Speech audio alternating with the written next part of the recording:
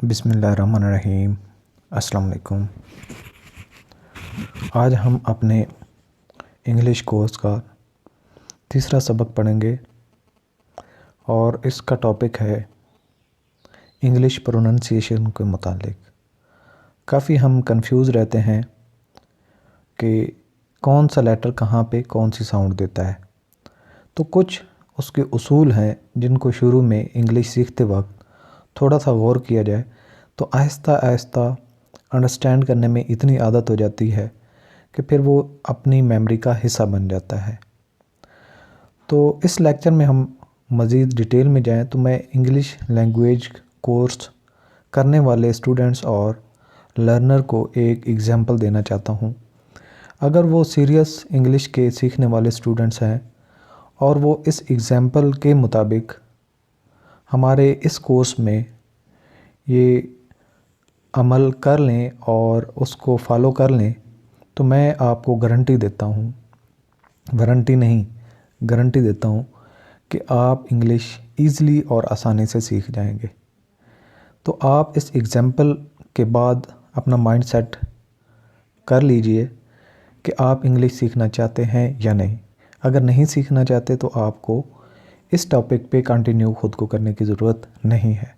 अगर आपका जवाब आता है हाँ में कि आप इंग्लिश सीखना चाहते हैं और अच्छे लर्नर बनना चाहते हैं, अच्छे स्पीकर बनना चाहते हैं, अच्छे राइटर बनना चाहते हैं, इंग्लिश पे आप ग्रिप और कमांड हासिल करना चाहते हैं, तो आपको ये एग्ज़ाम्पल सुनने के बाद उस पे अमल करने की अपने आप से वादा करना होगा।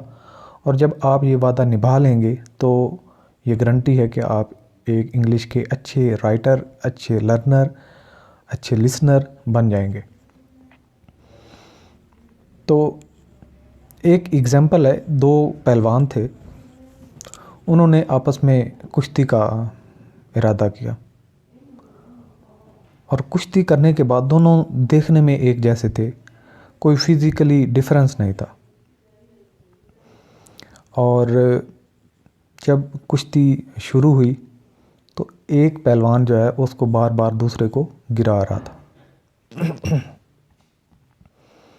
उसने हार मानने के बाद उससे पूछा कि आप मुझे ये बताएं कि आपकी भी फिज़िकली वही कद है, वही जसामत है और मेरी भी वही है, लेकिन आपने मुझे बिल्कुल ना एकदम हरा दिया है। तो मुझे मौका ही नहीं दिया कि मैं आपको चित करता। तो उसने उसको साथ लिया और एक गाय का बच्चा तकरीबन साल का था और उसका वज़न होगा कम से कम 3 से 4 मन तक। उसने कहा इसको उठाओ। उसने कहा मेरा काम पहलवानी करना है, कोई जानवर उठाना नहीं। उसने कहा उठा के तो देखो। उसने उसको उठाने की कोशिश की, नहीं उठा सका। अब जो पहलवान चित कर रहा था, गिरा रहा था, उसने उस जानवर को पकड़ा और अपने बाजुओं पर उठा लिया। अब जो हारने वाला है वो उससे सवाल करता है कि आप मुझे ये बताएं कि आपने ये कैसे कर लिया, ये तो बड़ा मुश्किल काम है। जब आप इतना बड़ा जानवर उठा सकते हो तो मुझे, मेरा जो वज़न ही डेढ़ मन तक है, तो मुझे उठाना आपको कौन सा मसला था, इसलिए आप उठा उठा के गिरा रहे थे। तो वो कहता है कि इसकी प्रैक्टिस करो। कहता है मैं कितने दिन प्रैक्टिस करूँ? वो कहता है कि एक बेहतरीन तरीका है और आपको पता भी नहीं चलेगा और आप इसको उठाना सीख जाएंगे। 1 साल लगेगा। उसने कहा वो कैसे? उसने कहा अब आपकी जितनी स्ट्रेंथ है, फ़र्ज़ किया 20 केजी या 1 मन उठाने का आपकी कैपेसिटी है या बिल्कुल ही नहीं कैपेसिटी, तो आप ज़ीरो से शुरू कर लें। नहीं कैपेसिटी बिल्कुल, एक पहलवान बच्चा है, वो पहलवान बनना चाहता है। जैसे हम आपके साथ क्लास ले रहे हैं और आप छोटे हैं और आपको इंग्लिश लेट्स सपोज नहीं आती। उसने कहा बकरी का एक बच्चा ले लें और उसको अच्छी खुराक दें और डेली उठाते रहें। 10 बार आपने उसको अपने बाजुओं के ऊपर उठाना है और उसकी खुराक अच्छी रखनी है। जितनी अच्छी खुराक रखेंगे उतना अच्छा पहलवान बनेंगे।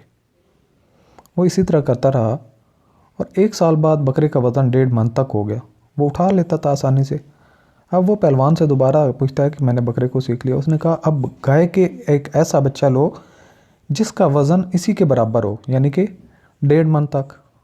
अब उसने गाय का एक बच्चा लिया, 6 महीने का था, साल का था, 1.5 मन उसका वज़न था। उसने कहा यही अमल इसके साथ दोहराओ और इसको भी खुराक देते रहो और ये प्रैक्टिस करते रहो। उसने करना शुरू कर दिया। 1 साल गुजरा, वो 3 से 4 मन तक पहुंच चुका था गाय का बछड़ा।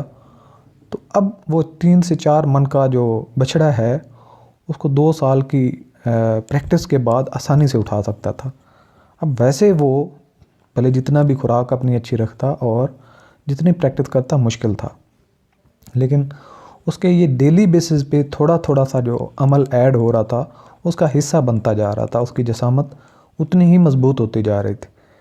तो इंग्लिश एक दिन बैठ के या जो यूट्यूब पे आप वॉच करें तो 10 दिन में, 20 मिनट में, 40 मिनट में, 60 मिनट में इंग्लिश सीख लें, तो ये धोखा देने की सारी बातें हैं, व्यूज़ लेने की सारी बातें हैं। अगर आप धोखा खाने से थक चुके हैं तो अब इंग्लिश सीखने के लिए आपको एफ़र्ट करनी पड़ेगी। और ये हमारा कोर्स, जैसा कि मैंने आपको पहले भी बताया, 3 से 4 महीने का है। अगर आप डेली बेसिस पे जो असबाक होते हैं डे बाय डे उनको सीखते जाएं, उन पर अमल करते जाएं, तो जब ये कोर्स ख़त्म होगा तो आप उस बछड़े को आसानी से उठा सकते होंगे। उस पहलवान ने 2 साल लगाए, आपको 3 से 4 महीने लगाने हैं। तो चलते हैं अपने सबक की तरफ। और ये तीसरा सबक जो हमारा वॉवल की प्रोनंसिएशन के मुतालिक होगा और इसको हम 3 से 4 हिस्सों में पढ़ेंगे। थोड़ा सा लेंथी है इसलिए इसके पार्ट बना लेंगे।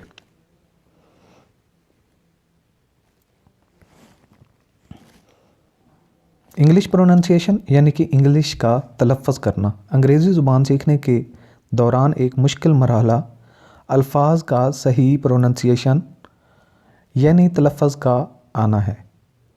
ज़ैल के सत्रों में इसी के ताल्लुक़ से कुछ कवायद लिखे जा रहे हैं जिनकी रोशनी में सही तलफ़्फ़ुज़ का पता लगाया जा सकता है। तो पहले हम वॉवेल्स के साउंड पे बात करेंगे, तलफ़्फ़ुज़ पे बात करेंगे और उसके बाद हम बात करेंगे कॉन्सोनेंट्स पे।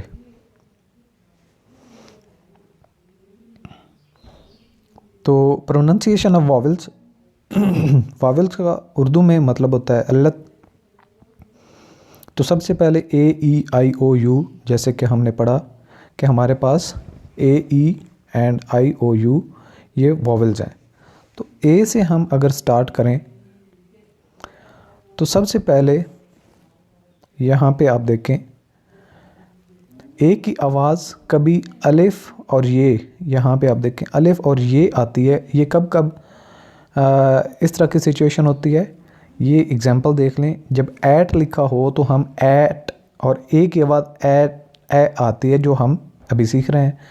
और एन जब पढ़ते हैं तो फिर ए की आवाज़ आती एन। और लैड की जब हम पढ़ते हैं तो लैड। और मैन, यहाँ पे भी ए आवाज़ आती है ए की।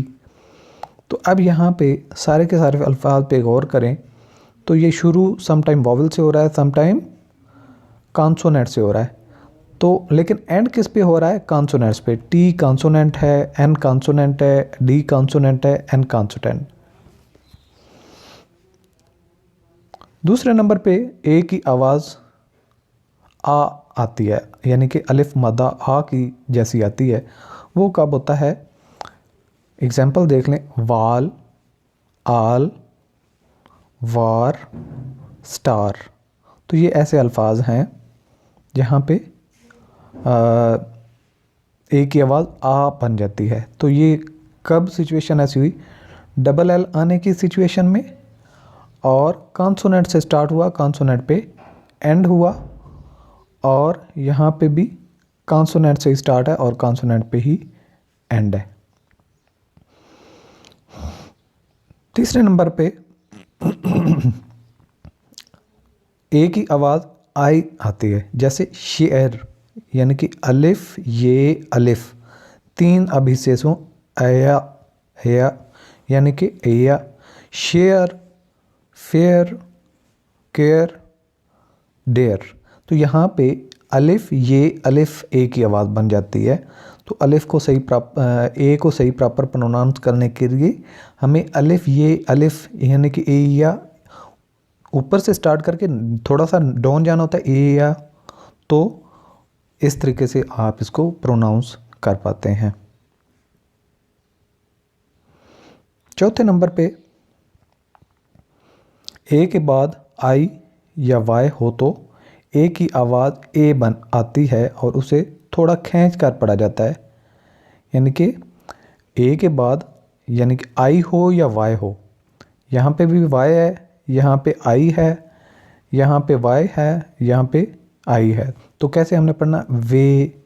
अब थोड़ा सा इसको स्लो मोशन में ए की आवाज़ आती है, वे, मेन, पे, ब्रेन। तो ये ऐसी सिचुएशन है कि जब ए के बाद आई और वाई हो तो इसका थोड़ा सा स्मूथ हो जाता है। तो इसके बाद नेक्स्ट हमारा वर्ड है वो प्रोनंसिएशन के लिए वॉवेल ई।